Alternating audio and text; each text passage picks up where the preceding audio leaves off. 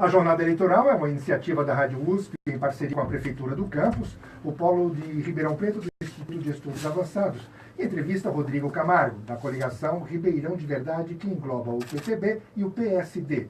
Jornalista e advogado especializado em Direito Público e Desportivo, Rodrigo Camargo tem 44 anos, é casado e pai de 3 filhos. Foi funcionário concursado da CETERP por 10 anos. Ajudou na criação da Secretaria Municipal da Administração. Para Rodrigo Camargo, também pergunto, como perguntei a outros candidatos, por que o senhor quer ser prefeito de Ribeirão Preto? Boa tarde.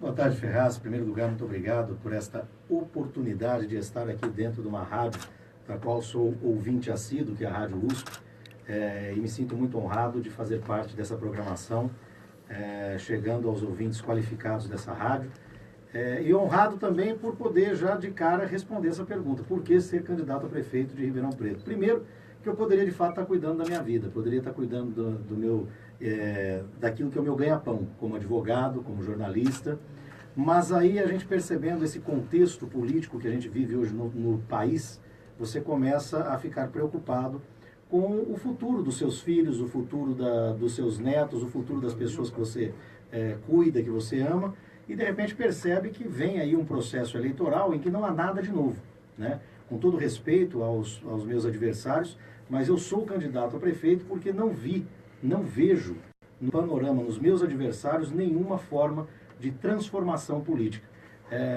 Representam, na verdade, os mesmos comprometimentos partidários, os mesmos vícios políticos e tudo isso que a gente hoje vive o resultado, vive o reflexo da má política.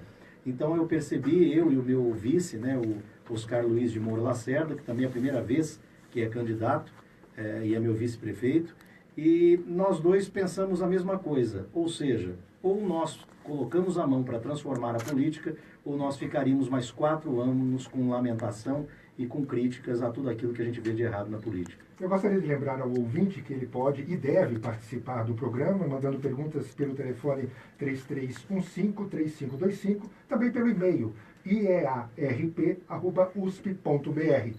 Candidato, eu gostaria que o senhor elencasse os 3 principais pontos do seu programa de governo.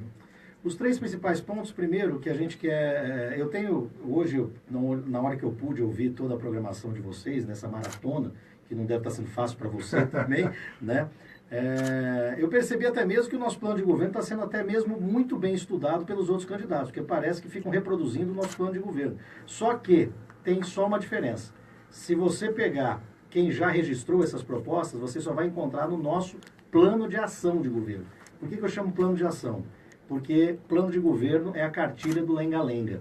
É aquele blá blá blá que a gente sabe que não sai do papel. O nosso plano de ação é um plano imediato, é um plano que, entrando na prefeitura, nós imediatamente já vamos resolver. Por exemplo, a desinchar a máquina pública. Nós precisamos desconstruir todo aquele aparelhamento partidário que foi feito na Prefeitura Municipal de Ribeirão Preto. A atual prefeita, para se reeleger em 2012, fez uma coligação com 16 partidos. Né? Isso, na verdade, foi um erro extraordinário para a cidade, porque isso inchou a máquina pública, prejudicou o dinheiro público, prejudicou o caixa da prefeitura e travou a administração. Hoje nós vivemos o resultado disso, né?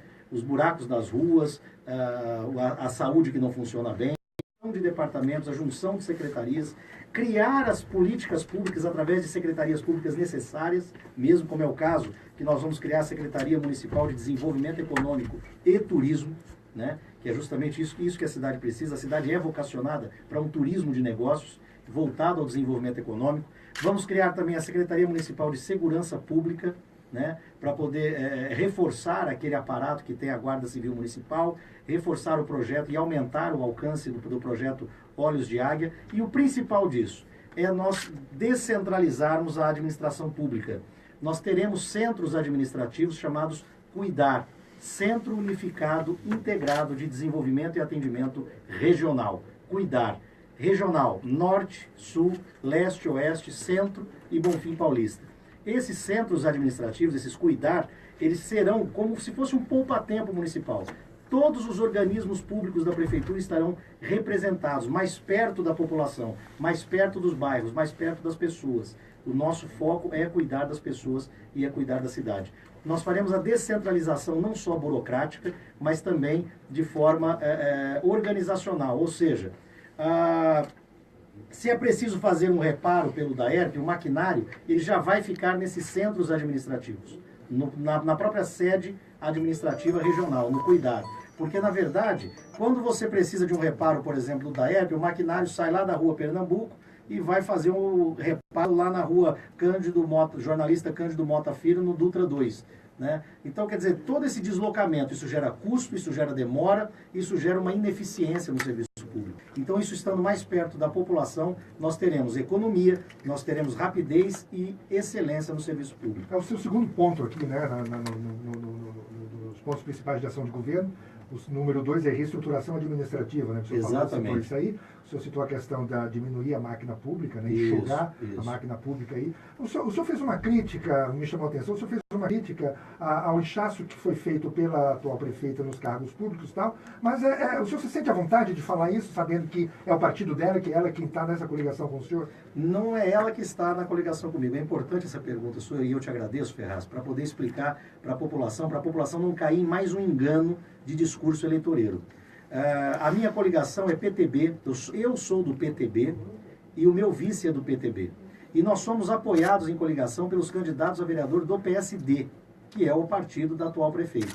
A atual prefeita não está no processo eleitoral. Quem está no processo eleitoral são os candidatos a vereador do PSD, que resolveram nos apoiar. E resolveram nos apoiar por quê? Porque sabem que erraram em 2012. Sabem que erraram em 2012. Sabem que, por exemplo, estar com outro candidato, como, por exemplo, o candidato Ricardo Silva, é apoiado por 12 partidos, inclusive o PMDB, inclusive o PR que tomou como assentamento da ERP, como se fosse um órgão privado, um organismo privado, fez uma administração criminosa, tanto que caiu lá o ex-presidente do PR, o Luiz Joaquim, e que, na verdade, hoje está todo mundo com o Ricardo. Então, quando a gente percebe essa questão de tentar me linkar ao atual governo, isso é uma estratégia muito equivocada dos meus adversários. Porque, veja bem, o Ricardo Silva foi eleito graças a Darcy Vera, em 2012. Quem andou de braços dados com Darcy Vera em 2012 pedindo votos não fui eu. Quem usou deste governo não fui eu, foi o PMDB, que tem assentamento de cargos até hoje na Coab. O PMDB está no governo. A minha coligação é coligação de partidos, não é coligação de governo. Perfeito. Se fosse de governo, o PMDB teria que estar comigo, o PR teria que estar comigo e eu não quis. Eu não quero esses partidos.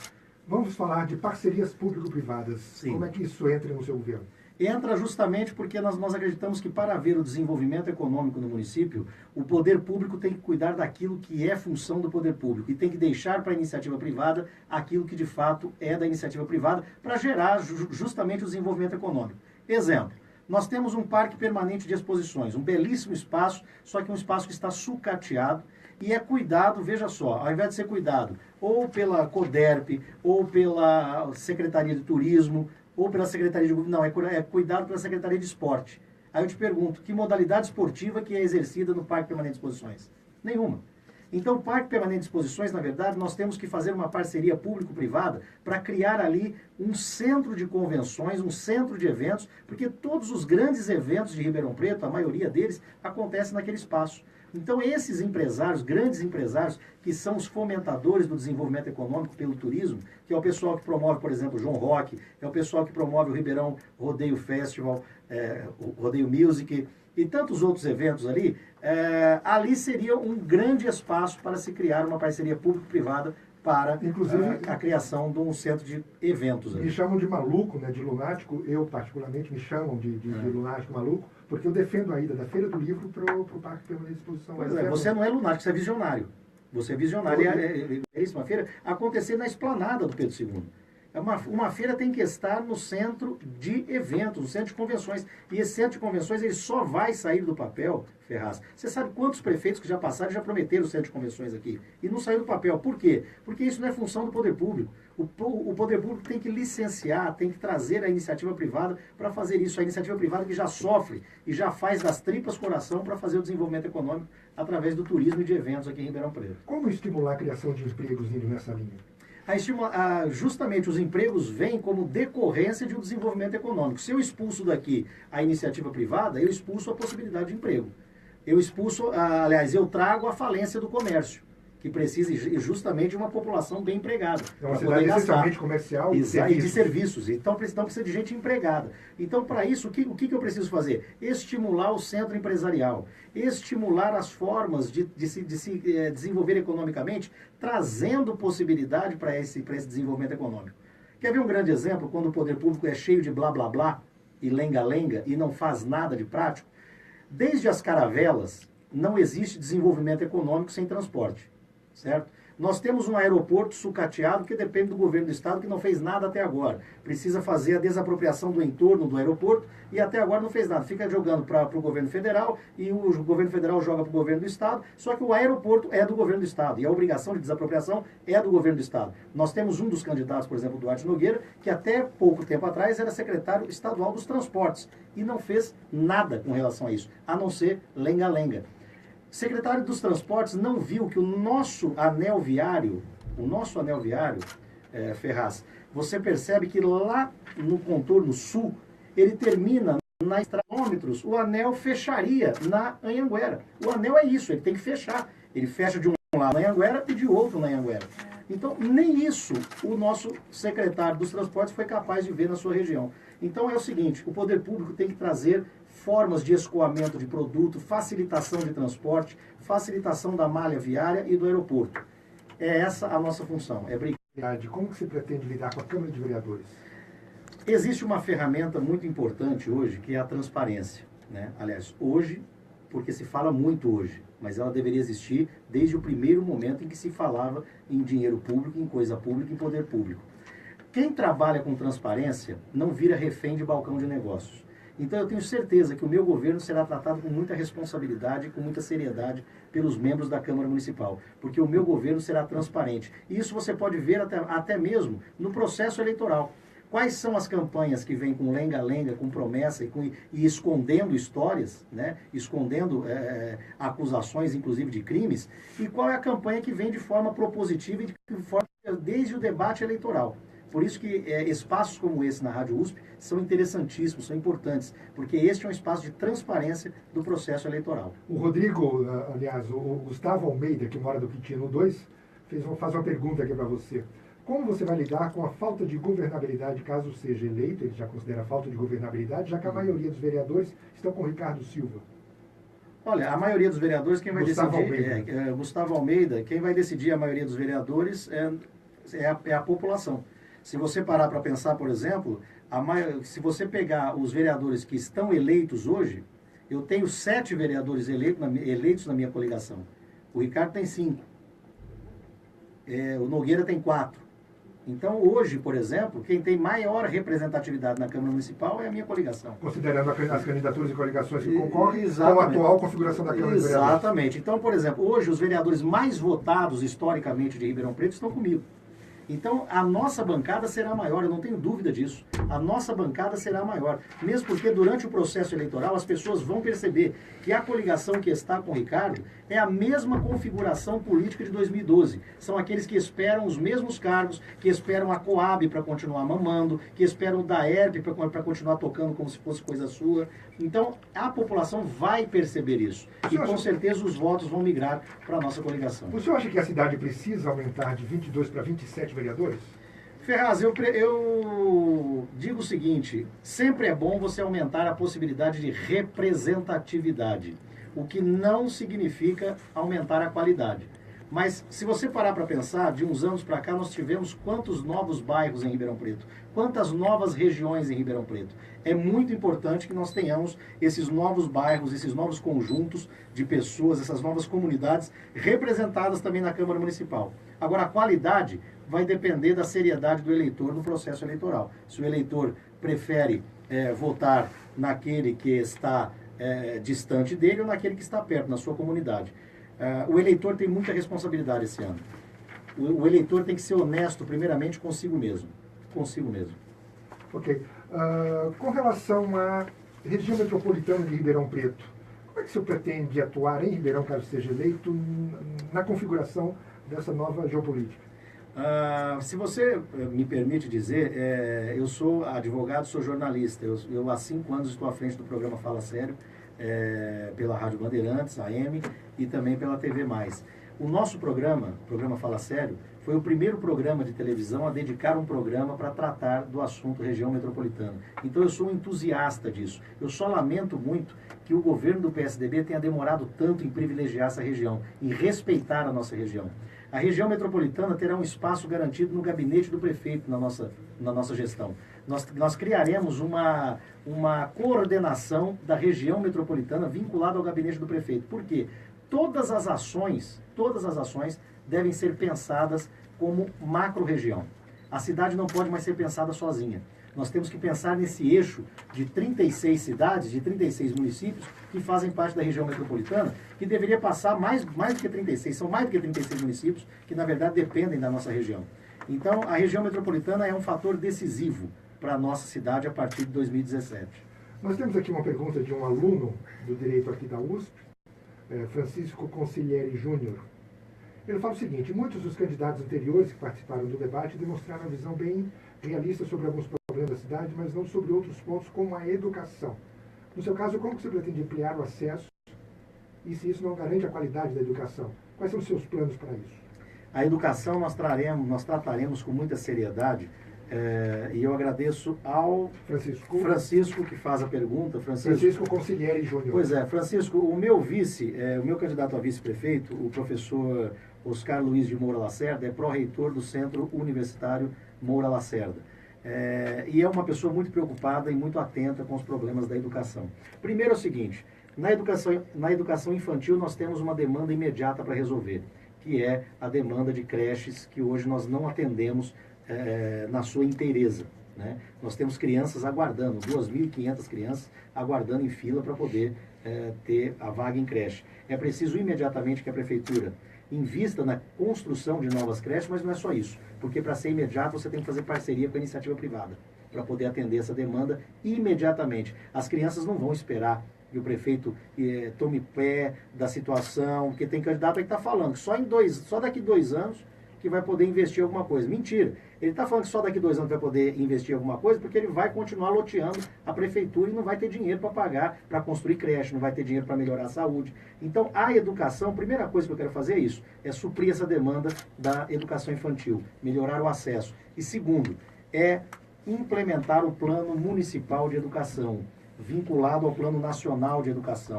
É discutir as questões essenciais para uma boa escola. Escola de tempo integral. Escola de tempo integral. E outra coisa, gestão democrática nas nossas escolas municipais, com diretores de escolas municipais eleitos pela comunidade escolar, e não só eles como gestores. Cada escola tem um conselho gestor. Cada conselho eleito e com representatividade decente. Nós precisamos recuperar isso, o sentimento de pertencimento da comunidade com aquela escola. A escola como integrada, como espaço integrado naquela comunidade. Escola fechada de final de semana? Não pode. A população, a comunidade tem que usar aquele espaço como um centro de convivência, um centro comunitário, aproximando as pessoas do convívio escolar. Vamos falar um pouco de saúde, candidato. Os problemas da área da saúde, de uma maneira geral, segundo especialistas, têm 3 causas: a falta de dinheiro, a insuficiência quantitativa e qualitativa de profissionais e, por fim, a má gestão do sistema. O sistema de saúde em Ribeirão Preto sofre com quais dessas 3 deficiências? Primeiro é má gestão. Não é falta de dinheiro só, não. Embora nós tenhamos aqui um quadro muito... Vamos combinar que a tabela do SUS é extremamente defasada. Isso, né? Não, além da tabela do SUS... Se você pegar, por exemplo, o que se gasta hoje com a saúde, né? O que se gasta hoje com a saúde, o município hoje, o município precisa, quer ver, eu até anotei aqui para a gente poder falar sobre isso. O município tem 68,59% de responsabilidade nos custos da saúde, ou seja, 69%. É o município que banca. Guarda o número, Ferraz. 69%. E você que está em casa também nos ouça e grave esse número. Prefeitura banca 69%. Governo federal, 30,3%. Sabe quanto o governo do estado gasta com saúde? 0,7%. O governo do estado, o governo geral do Alckmin, o governo do PSDB, manda por ano para Ribeirão Preto R$3 por habitante. Por ano. R$3 você não compra uma cibalena, você não compra uma camisinha. Então, isso é tratar a saúde com falta de seriedade. Mas não precisamos pensar, nos preocupar muito com o investimento. Nós temos, por exemplo, em Ribeirão Preto, algo que já tem um investimento do município, que é, por exemplo, a Fundação Afipase, onde se tem ali, que tem a participação, inclusive, da USP nesse processo, né, de inovação tecnológica. E eu só vou te contar um dado. Eu conheci a Afipase e ali é um verdadeiro manancial de soluções para a saúde de Ribeirão Preto. Nós temos uma empresa que foi criada numa incubadora da Afipase, do projeto Supera, que foi premiada internacionalmente, porque criou um software, a empresa Kidop, foi premiada internacionalmente. Agora, sabe onde está em teste esse software? No Hospital Albert Einstein, em São Paulo. Por que não está no Santa Lídia? Por que não está na rede municipal de saúde? Por que não está na UPA da 13 de maio, esse sistema em teste? Nós que pagamos isso. Então, Ribeirão Preto tem coisas boas que Ribeirão Preto não usa. Isso é falta de gestão. Eu duvido se tem um vereador que é candidato a prefeito que diz que foi presidente da CPI da saúde e não conhece a Afipase. Não conhece a Afipase. O secretário municipal de saúde também não deve conhecer a Afipase. Então isso é um crime contra o sistema de saúde público de Ribeirão Preto. Nós temos a solução no quintal de casa. É só aplicar. O problema sério que nós temos é gestão. Gestão para cuidar das pessoas. E é isso que faremos. O problema da cidade é muito mais de gestão do que de falta de recursos. Não tenha dúvida. O problema, aliás, é só gestão. Porque recurso, nós nunca tivemos facilidade com recurso. Aliás, o poder público não tem rentabilidade. Então nunca teve facilidade com dinheiro. Desde quando eu estou com 44 anos, desde que eu me conheço por gente que eu acompanho política, eu nunca vi um prefeito chegar no Palácio Rio Branco e dizer, olha gente, fica tranquilo que tem dinheiro. Todos chegam e dizem, vai ser difícil, não tem dinheiro. Esse lenga-lenga nós já cansamos de ouvir. Agora é o seguinte, prefeito, o que você vai fazer com o dinheiro que tem? Isso é gestão. Primeira coisa que não se pode fazer é coligar com 12 partidos para poder dar cargo para todo mundo. Nós não estamos candidatos, nós não somos candidatos para resolver a vida de partidos políticos. Nós somos candidatos para resolver a vida dos moradores de Ribeirão Preto. Bom, vamos falar um pouco aqui de governança, infraestrutura. O que o senhor acha da eficiência da administração municipal? O senhor falou já muita coisa, mas considera o patrimônio, os recursos humanos e o orçamento que o município dispõe. Ferraz, eu vou dizer o seguinte para você. Esse município, ele é abençoado por Deus. As pessoas que estão nos ouvindo agora, ribeirão pretanos, são pessoas fortes, porque nós já superamos muitas dificuldades de gestões como essa, de gestões anteriores, que na verdade prejudicaram e muito a cidade. Agora, uma coisa a gente tem que pensar o seguinte, nós tivemos problemas sérios, crônicos na cidade de Ribeirão Preto, como o problema das enchentes. Nós tivemos pessoas que foram prefeitos 4 vezes da cidade. Tivemos pessoas que foram prefeitos 2 vezes. Tivemos pessoas que são deputados há 20 anos, são deputados. Nunca ninguém se moveu para acabar com o problema das enchentes na Baixada. Essa administração conseguiu acabar. Essa administração conseguiu acabar. Essa administração conseguiu manter aqui, nós falamos de desenvolvimento econômico e turismo. Essa administração conseguiu manter aqui a AgriShow, que é essencial para o desenvolvimento dessa região, que é o agronegócio. Mas essa região deixou a saúde no caos que se encontra. Essa administração deixou a cidade esburacada como está. Então, essa questão, por exemplo, nós temos que analisar num contexto. Nós tivemos aqui uma Câmara Municipal nessa gestão de 4 anos de irresponsabilidade, né? Uma oposição ferrenha, sem pé, que se faz o certo. Não adianta dizer que você está errado. Não adianta dizer, olha, tem buraco na rua, ok, mas e aí? Como é que faz agora? Como é que faz com buraco na rua? Olha, o processo o atendimento na saúde tem que melhorar. Sim, vereador, ajuda a melhorar. Dê sugestões. Porque apontar o que está errado, qualquer débil faz. Qualquer débil faz. Agora, você arrumar a solução é que é difícil. E a atual prefeita, ela errou nos acordos políticos que fez e pagou o preço por isso.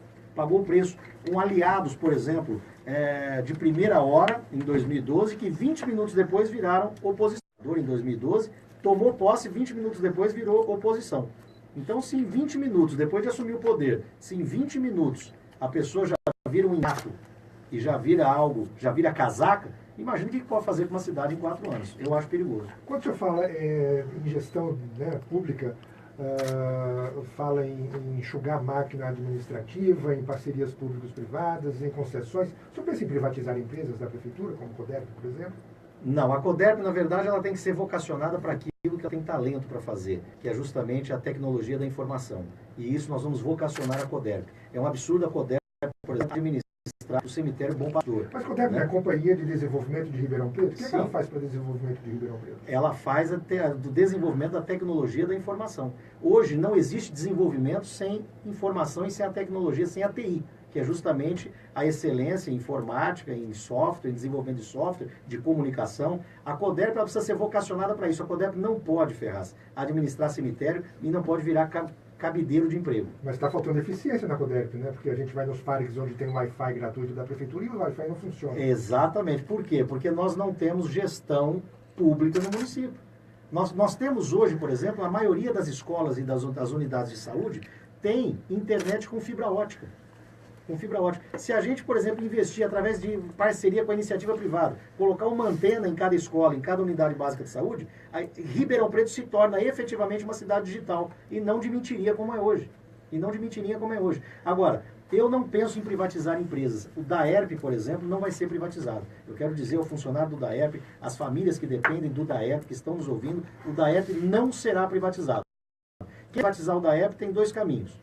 Ou vota no PSDB, que vai vender o DAERP como vendeu a CETERP, ou vota no Ricardo Silva, que tem lá o Luiz Joaquim, que toma conta do DAERP como se fosse casa sua. Então, tem duas formas. A eficiência do DAERP e o DAERP sendo uma empresa do município. O DAERP é de Ribeirão Preto. O DAERP é do povo de Ribeirão Preto. Como o senhor pretende lidar com os terceirizados? Os terceirizados, na verdade, como o próprio nome já diz e como o próprio ordenamento jurídico encara o terceirizado, ele é algo de urgência. Ele é